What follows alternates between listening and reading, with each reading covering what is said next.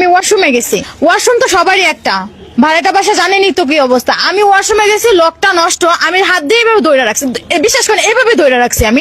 সে এসে ঠাস করে দরজা ধাক্কা দিছে, তাহলে পুরোটা দরজা খুলে যাবে না? আমি তো একটা মেয়ে মানুষ, সে ছেলে মানুষ কিভাবে ওইখানে ঢুকলো? তাকে লজ্জা শরম না? সে কি একটা কাশন দিতে বলো এভাবে করে কাশতে পারতো? আফা আমার খুব জোরে হাগা আইছিল, এমন জোরে হাগা আইছিল আমার উপর আর নিচে খালি ঘামতেছিল। এই ধান বিশ্বাস না করেন আমি ভূত ধরে রাখছি।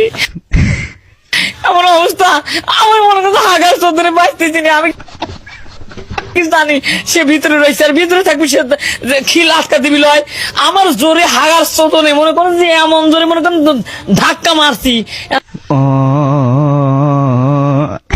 ধাক্কা খায় দেখি যে জিনিস দেখিনি কোনোদিন সে জিনিস দেখে ফেলাইছি, দেখে ফেলার পর আমি হ্যাং হয়ে গেছি।